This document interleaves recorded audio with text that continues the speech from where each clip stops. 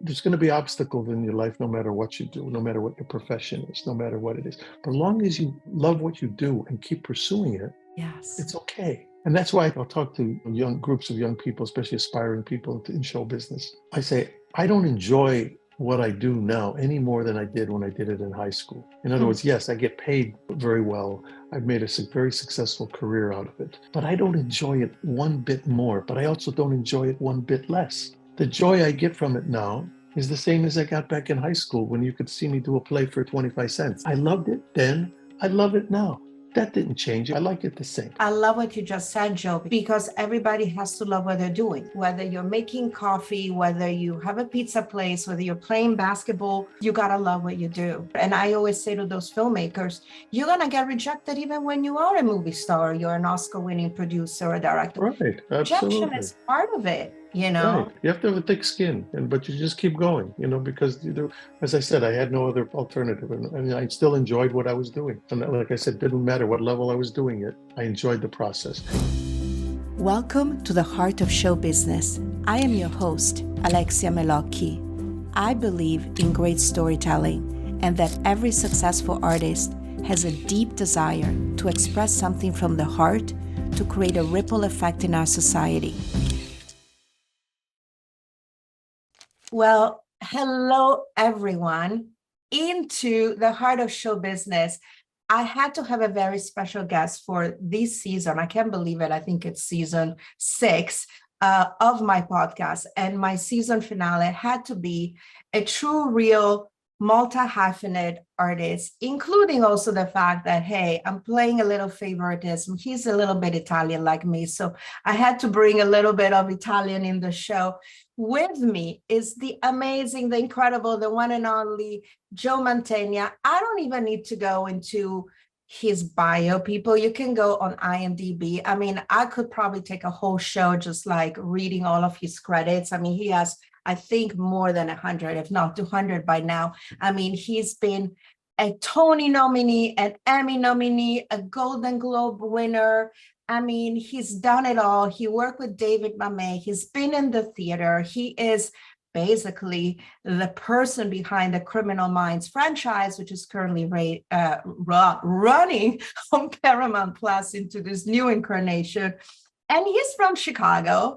And I have so much to talk to him about. So, I mean, and then he has a whole new business, which we'll talk about. But I'm going to say two things. Two of my favorite things of Joe is his restaurant that does true Italian Chicago food. I hope it's still there because I ate there in Burbank, if I'm not mistaken. And then my personal work of his in the movies was Searching for Bobby Fischer. But that's, I know he's done like The Godfather and the whole thing, but Searching for Bobby Fischer was one of my favorites. So welcome to my show, Joe.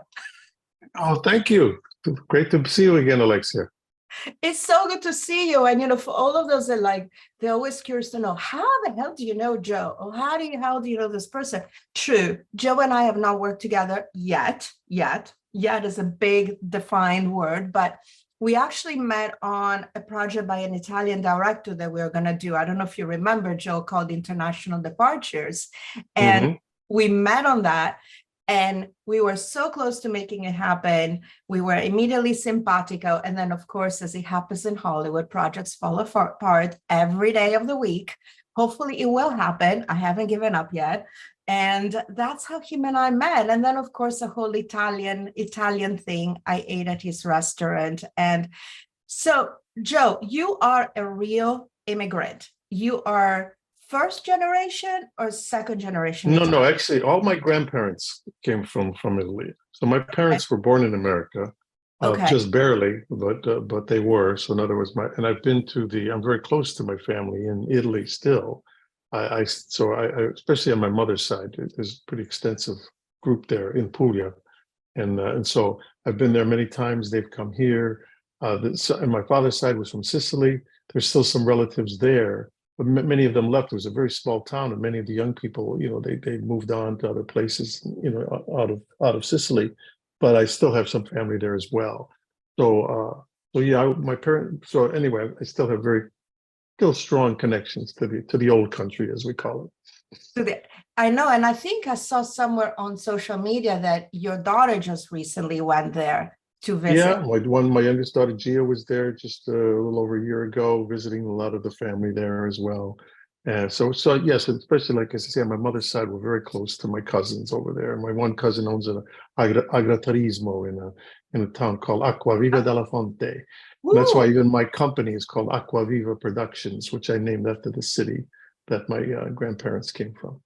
Wow. I was wondering about that. And again, when you come from an Italian family, usually people want you to be something. And most of the time, it's not going to be an artist. So, my very important question is, what was the moment where you woke up one day and say, I have to be on stage, I have to act, I have to pursue this career? Yeah. Well, it happened really kind of suddenly. In other words, that there was nothing pointing me toward doing this as a career, being an actor. No one in my family, there was no background to it.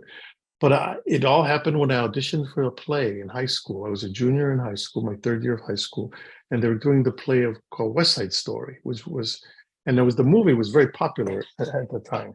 And I remember seeing the movie and loving the movie, and I didn't even realize it was based on a play. I just thought it was a movie.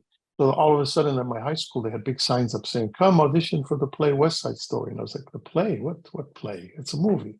And some of the other kids who understood theater said, "No, no, no, it's a play. It's based on a play." I said, "Wow, they're going to do a play. I mean, maybe I could be in it and play one of those guys." I thought it was such exciting, the music, the dancing. So I tried out just as on a whim, and I didn't get cast. I got up on stage, I sang the song, and but the moment I sang the song and I heard this applause coming from because they had all the other kids that were there auditioning, I guess I sounded okay. They gave me applause, and at that second, I guess nobody had ever applauded anything I had done in my life before. I was like, "Oh my God, I really want this. I really want to do this." And then when I found out I wasn't cast, I was devastated. And I found out later the only reason I wasn't cast, I was kind of too small. But that's a whole other story. My parents put me in school a year before I was supposed to. They changed my birth certificate because my mother had to go back to work. So I was a junior in high school. I should have been a sophomore in high school. And all the other kids trying out for the play, it was open to the whole district. They had college kids auditioning. So I was like 95 pounds and small, and they just didn't have a role for me. But I think the director was impressed that I sang the song and my desire to be part of it. So he said, "Please come into my drama class. I want to put you right in my advanced drama class." I said, I've never taken a beginner's class." He said, "No, no, no, no. I like your enthusiasm." And from that moment on, I never looked back. I started working in plays in high school, then college, junior college, and then professionally. And ironically, those two teachers that were so instrumental in my life, one just passed away, and the other one is in hospice care. But because of that, I'm kind of leading a group of past students like myself. We're building this memorial to these two teachers at the two high schools in the college in that area to honor them, because there's no way I would have been an actor had it not been for their support, enthusiasm, and over the years, and that's really how I got started. Oh, wow. That is so beautiful. And you know what? Shout out to teachers out there, because it's so true. A kind word from a Right. teacher believes in you and believes in your potential can Without be question. a whole other question, And I know, of course, you became friends with David Mamet, who, Right. amazing legend in the world of theater. And I think after that, you got to do Glenn Ross. What is wrong with me today? Glenn Ross in the theater with Yes. him, which got you nominated for a Tony, if I'm not Actually, mistaken. I won the Tony Award for that, Oh, well, hello. which was even better. Yeah. Yeah, I What did was win the better? Tony Award for that, which was certainly helped change my life. I've been an actor professionally for about 15 years at that point, and I've been doing different things: theater, very little film work, and TV, little bit parts. But doing that, not only did I won the Tony Award, the play won the Pulitzer Prize that year, so it really was a perfect. Yes. Nothing could have been better. Everything came together that in 1984, and that really propelled me to the next level of my career. Wow. And I think it's fascinating when you just mentioned that you auditioned for West Side Story and you were singing, because now I understand your fascination with the Rat Pack. I understand why you got to play Dean Martin, which of course Right. a Golden Globe. And I think you're developing also. I read somewhere, of course, IMDb Pro is your best friend when you're in a business, but I think you're developing something that has to do with the Rat Pack and the whole history. I don't know if you want to say too much on this Well, podcast. there's nothing really. The thing is, I became very close to Dina Martin, who is Dean Martin's daughter, and we've been trying to get something done for a while now, based on a book she wrote about her father. So Yeah. that would be something, if it's possible, I could perhaps revisit that and play her father again, but of course in later years. Yeah. Now I've got the right hair color that Dean got later on in his life as well. Yeah. So, but anyway. Yeah, and also I was in a band for about during the '60s. When I didn't get cast in that play, I did get involved in music, and I had a pretty successful band in the Midwest for about 5 years, which led right up until my first professional job, which was the play Hair in 1969. And so actually my career started doing musicals. I did Hair. I did that for about a year and a half. I did Godspell for about a year and a half. I did the musical Working on Broadway. And I have 2 songs on that album that James Taylor wrote. So the show wasn't a huge success, but we did cut the cast album. And if you get that cast album, you can find it. I have 2 of the songs on there that James Taylor wrote. So I kind of thought my career was going to go that direction. I kind of thought maybe I would be a musical comedy actor, but Mm. it was working actually with David Mamet that, for the most part, that the experience with Glengarry turned my career to another direction, and I kind of really never really did another musical. Yeah, it's so fascinating because here I hear about you and your love for music, and then I read about you also that you're a huge baseball fan as well. So there goes the sports thing. Funny story, and I don't know if you had read about it. We were developing the biopic of Joe Pepitone with our company. Oh, Yeah, sure. of course, he was quite a character. I don't know if you ever Yeah, I got meet to know him him. a little bit too, because he Oh played for my the Chicago goodness, because he played for the Chicago Cubs for a while, which is that's my right. favorite team. Yeah. That's right. That's right. He was a train wreck, but he also had like an incredible life story. And we had Right. Stone magazine that wrote about it. And, he just passed away. And we're still trying to get over the hurdles of, those licenses with the baseball league and all of those things, because Right. that's usually the things that hold up is illegal on any project. When you're dealing with life rights and you're putting people like, Mickey Mantle and Frank Sinatra, and then you have to deal with all of the trust and everything is Yes. quite an adventure. Good thing you're friends with Dean Martin's daughter. That's a good thing. Right. Going also to your charitable and volunteerism and philanthropic work, of course, you are very passionate about veterans and honoring them. I know you just were once again a presenter at the show that we do every year honoring our veterans. What is your connection to honoring all of those that serve our country? Well, as it turned out, I mean, I had a lot of my family was involved in the military. My mother, all 4 of her brothers fought in World War II. My father's brother fought in World War II.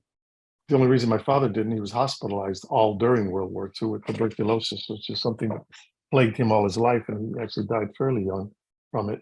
But they all came back. In other words, they all came back, and then I was born after World War II, right? It's not long after. So it wasn't like Memorial Day wasn't that special a holiday for me, because I knew my family, many of them had been involved in the military, but no one died in the wars. And so, but it was later, it was 2002 when my dear friend Charles Durning, the actor who was a military, had been a Silver Star recipient himself in World War II, asked me to do this Memorial Day concert in Washington, D.C. with him that year, and it was Memorial Day. I thought, well, this will be interesting. Go to Washington, do this concert. I had to, read this part of to do this dramatic reading on stage. And he said, there's a big crowd shows up. He didn't tell me, something like 200,000 people show up for this concert. Wow. Well, I did it that year of 2002, that concert, and it affected me greatly, because here it was, Memorial Day. 9/11 had just happened prior to that. So my job at that concert was to read the words of 4 New York firemen who had lost their sons in 9/11. And I'm on stage with 200,000 people in front of me. And on these movie screens, they're showing planes flying into the World Trade Center. And behind me, the Washington Symphony Orchestra is playing Mozart's Requiem. And I'm having to read words of like, it's a good day when they find piece of your son's uniform in the rubble and the music's playing. And it was all I could do to get through it. And I'm thinking to myself, I'm not being an actor today. I'm recounting history. They asked me to do this, to tell the story, but it was like, this happened. This is life. This is truth. So that got me. From that point on, I knew this was something very special. So when they asked me to come back the next year, I said, of course I will. And then the third year, the host had been Ossie Davis, the wonderful actor Ossie Davis. He passed away. They asked me if I would take over as host. I agreed. I wanted to bring in my dear friend Gary Sinise, who was another actor who was very involved with the military. This was my 23rd year now doing it, this past concert. Gary has been hosting it with me for like 19 of the 23 years once I brought him in. So it's really the most important thing I do every year, because it's as I say every year, I say Memorial Day is the most important holiday we have in this country. A lot of people may not think that, but it is, because without it, we couldn't have any other holiday. In other words, if this country didn't exist, if we didn't have the independence, we had the Constitution, if we wouldn't have fought for our freedom back in 1776, there would be no United States of America. Yeah. And the only thing that defends it is our military every year. So, I mean, we're not perfect. We're a young country based on the rest of this planet. But I still think you read our Constitution and the fact that every 4 years we try to, get out there and vote. And we do things that a lot of other countries wish they could do. They wish they had freedom of the press. They wish they had freedom of speech. We try to, that's pretty sacred to us. And sometimes we have problems, but we overcome them. So anyway, that's why I'm so enthusiastic about supporting our military. And then you say the other thing about philanthropic. I mean, my oldest daughter has autism. She's 37 years old. She lives with us. She's a beautiful, wonderful young woman. But and I have the capability, being, in the work I've done in my life, that I can support her, take care of her. Many people can't do that.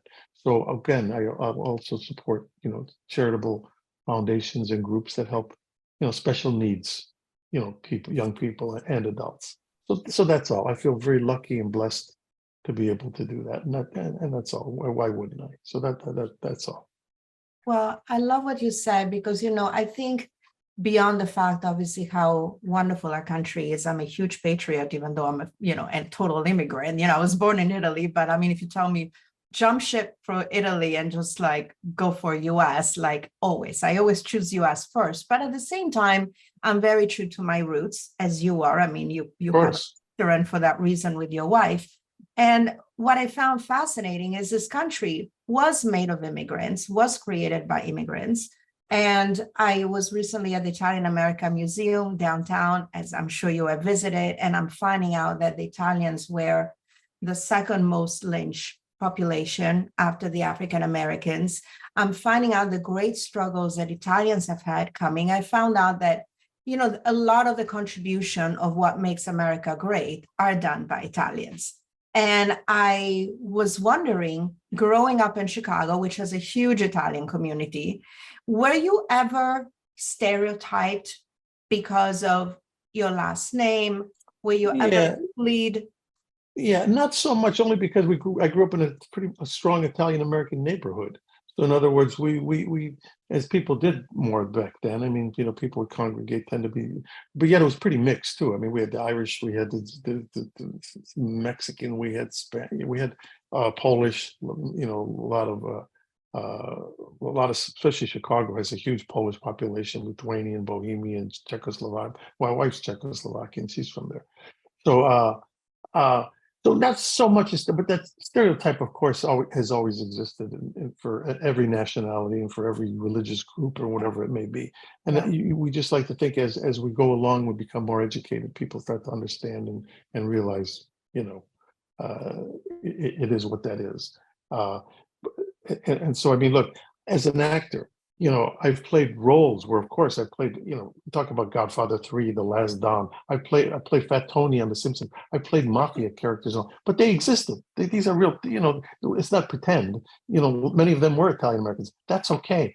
But also on the other hand, 18 years now, Criminal Minds has been on the air. I play an Italian American FBI person. In Woody Allen film, he asked me what kind of character. I made him an Italian American. When I did the series Joan of Arcadia, I made that character Italian American. When I played a character who was on the Supreme Court in the series First Monday with James Garner, I made that character Italian American. So my point being this, I wanted to always balance the scales. So yes, I'll play characters of a guy who was in the mafia because those people existed, and I'm Italian American. If I'm not going to play the role, why should I have an Irish guy play an Italian American in the role? Exactly. I said, but on the other hand, when given the opportunity to play positive role models, positive characters, I'm also going to make them Italian American to show we're all just people. Doesn't have nothing to do with our nationality or our religion as to what kind of person we are, And so that's what's important. I absolutely love what you just said, that we're all just people, as you know, and I think I had sent you an email about that, and we'll talk about this off the podcast, but I'm producing this series called L'America, which is all about the first Italian families coming into America. And one of the things that the author of the book had said to me, which impressed me from day one, is he said, people think that Italians are people who are either mobsters or own restaurants, and we are so much more than that. Not to say anything. Also, let me just add this, just to clear this up. We unfortunately we don't own the restaurant anymore. We did finally after 16 years, but only because we were done. In other words, it's a very tough business, and my wife, it was her business. She worked very hard. It was fabulous. We have wonderful memories. And as it turned out, when she decided, she said, you know what, it's just becoming so much work, and we loved it, but it's time to move on. I said, fine, we'll close. As it turned out, we closed it about 6 months before COVID happened. Oh, wow. And so it really would have been pretty difficult to continue anyway. So, so it was called Taste Chicago. It was in Burbank. We did it for 16 years. Yeah. It was a wonderful experience, but it was time to move on. The restaurant business was great, but it's not my day job. And so we have wonderful memories. Lasagna though, and you had like the real. Oh yeah, well, I remember. We still make the food, but it's all at home. I'm coming over. There you go. I'm coming over.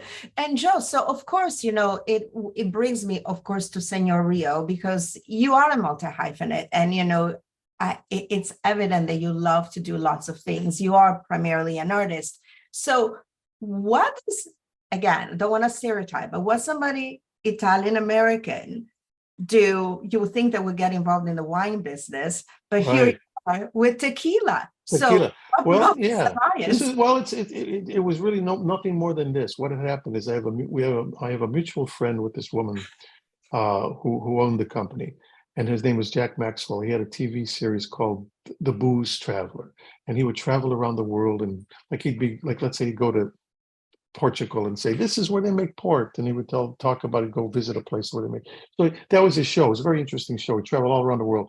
So he knew this woman named Debbie Medina, who owned this tequila company called Senor Rio with her husband. In Arizona, right? She lives in Arizona. Yeah. But her father was Mexican, but she never knew her father. When she was born, her father basically left when she was a baby. She never knew who he was.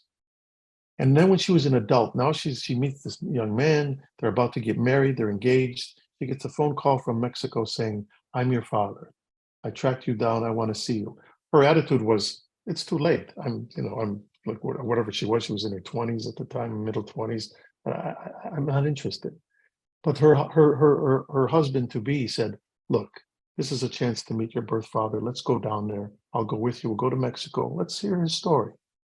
So they go to Mexico, they meet him. He's a simple man. He tells his whatever. And as he's explaining kind of what's had happened in his life, they're drinking this tequila that he makes. He personally makes. It's been in his family for 3 generations. They're drinking it out of Coke bottles. It was homemade. Mm-hmm. So when they finish this, her and the boyfriend and her fiance, they say, well, look, we kind of understand now. I made kind of amends with my father. Maybe we can do something with this tequila. And of course, the father was pleased. The least I could do was help you with that. Let me teach you how this is done. It's the real stuff made from the pure agave, no additives, no sugar, no da da da da. And his name was Rodrigo, so they named it Senor Rio, and that's it. And on the cover, he would have the bottle back here. I got one back here in my. Oh yeah, I love that. I This love is his. This is his logo. Beautiful. That's on the front. You see, Yeah. that's Rodrigo, and this Yeah. is the tequila. Anyway, so she starts the company with her husband.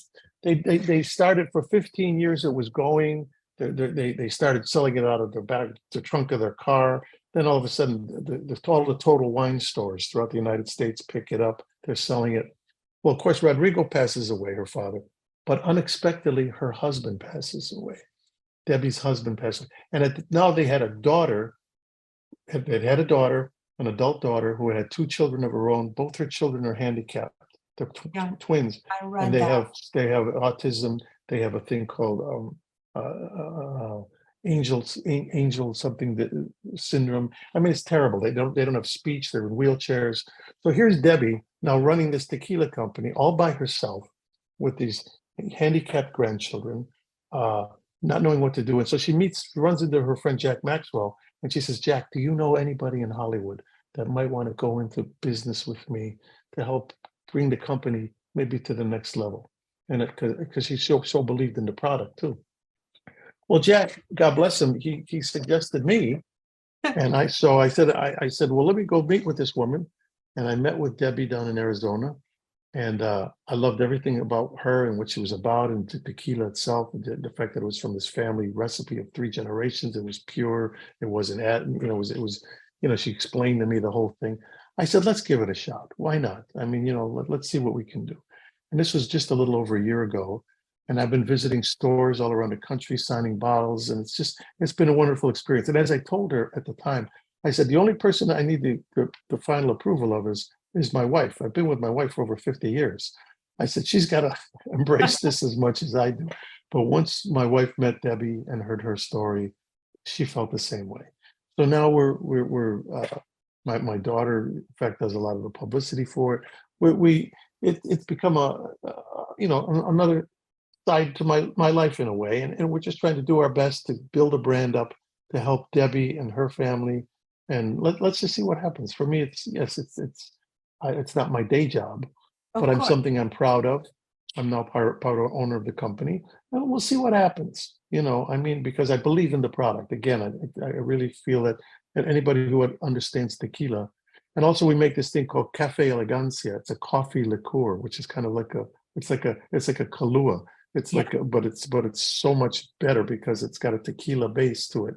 So when people taste that, they go, "Oh my God, give me 2 bottles of that too," kind of thing. But anyway, well, that's my life as a tequila owner now. As an entrepreneur and a multi-hyphenate, no, I can see the synergy because I read about this lady and I saw that she's also very active in her community and she's trying to help within her community. And she does. She every time we sell a bottle, $1 goes to her foundation, and it helps again special needs, which is again with the military is my hot button as well. So wow, that's amazing. That's beautiful. Well, going to giving some good advice to all those aspiring artists, those people that they want to make it as filmmakers, writers, producers, actors.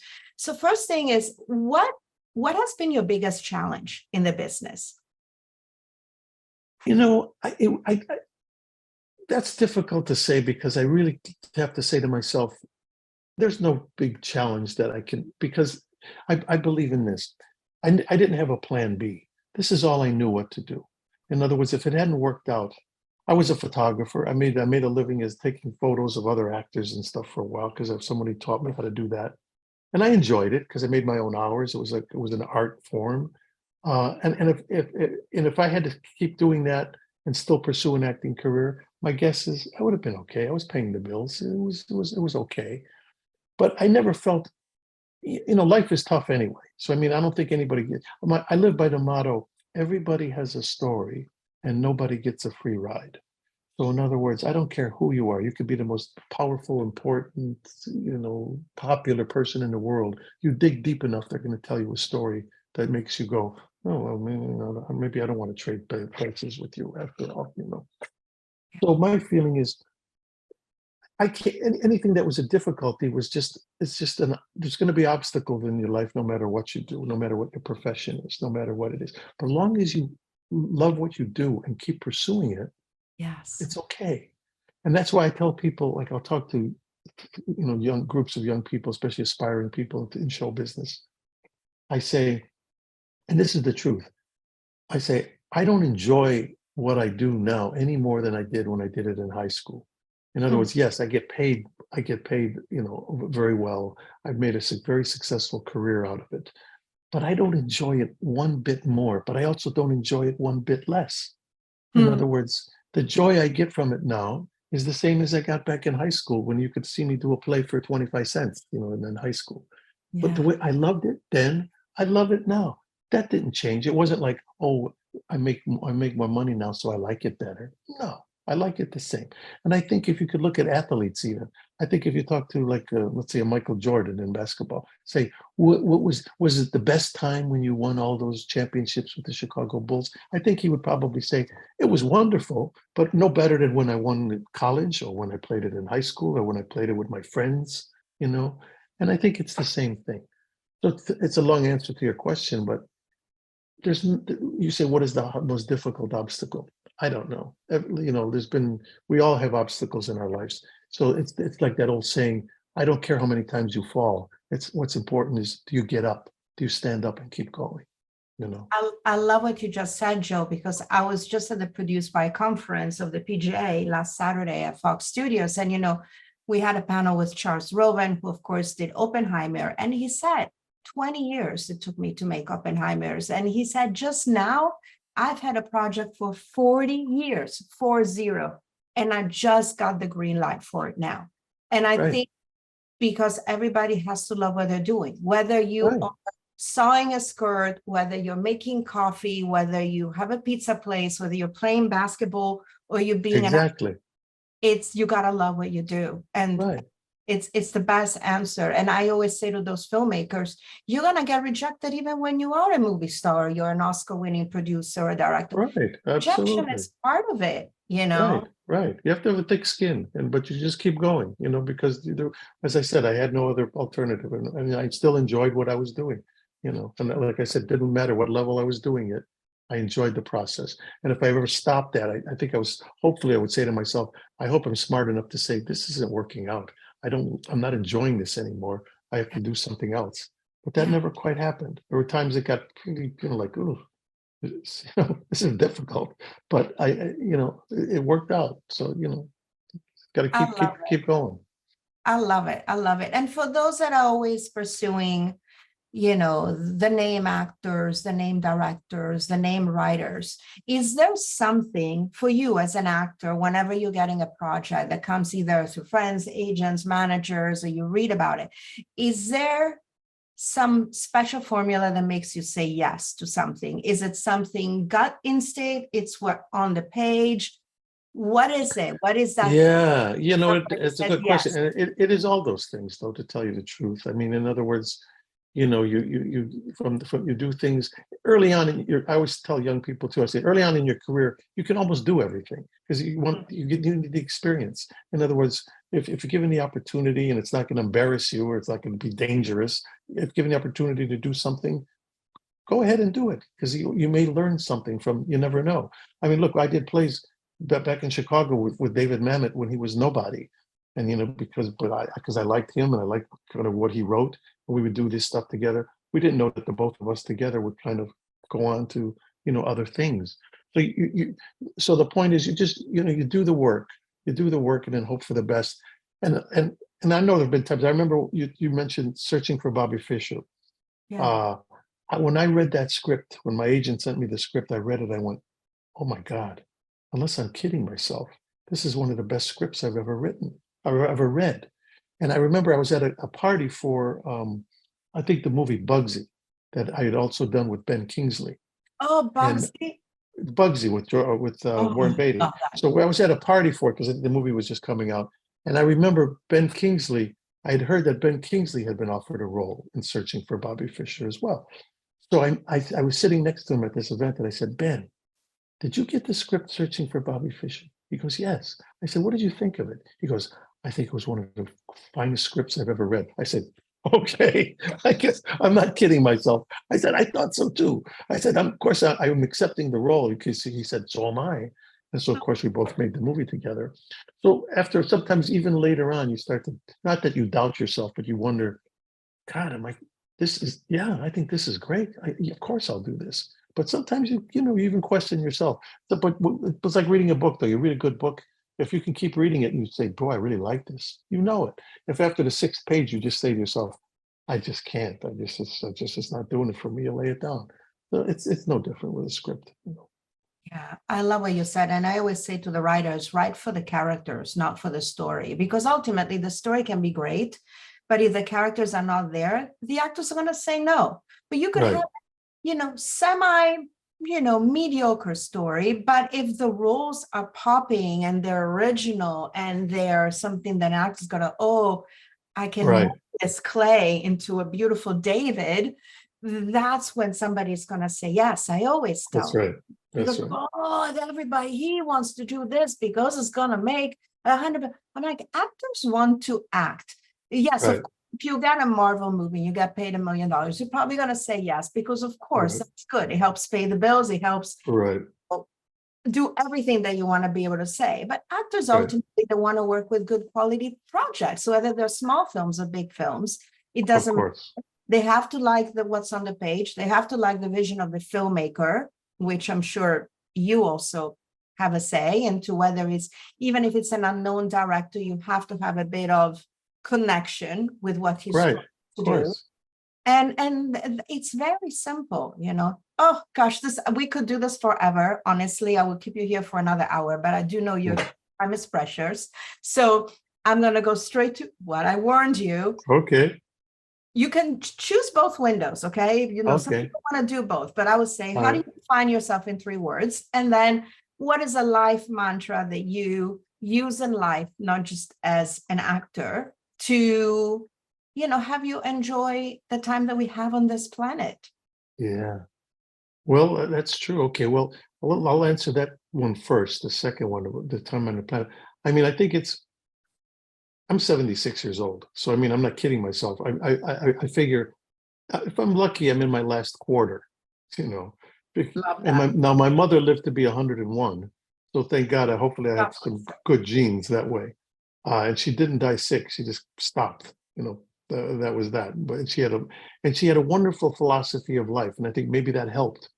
And maybe that's part of this answer as well. Because I think of my mother, she lived her life, but anything that was of not too much importance, in other words, too much that wasn't going to be catastrophic. She just kind of let, you know, and like, it's funny, when she passed away, my brother got up and spoke first at the funeral and said, my brother Joey, talking about me, my brother Joey doesn't even know this, but when he got the series Criminal Minds, our mother called him, and she was probably in her, late 80s at the time, 90. She called my brother and said, Ronnie, I'm worried about Joey. And my brother said, why? And my mother said, he's only working an hour a week. And it's because people would tell her if she wanted to see me, to go every Wednesday, go to television, put on channel CBS, and she could see me. Because she knew I'd been an actor all these years, but she never quite understood it. And so she always would go to the movies, she could sometimes see me in the plays, but she figured I was always working all the time and making money. But now she figures, he's on there every Wednesday. How good could she be? Maybe I send him $20. You know what I mean? So I'm thinking that attitude. I'm thinking, how could I feel so serious about my life and my career when my own mother isn't even sure what I do for a living, and doesn't care. She just cares about my children, her grandchildren, and stuff like that. And God bless her. So to me, that's the right attitude of life to have in a way. She was a wonderful woman, hardworking. My father was sick most of his life, but but she was there. They created a life for my brother and I. My brother's a wonderful human being.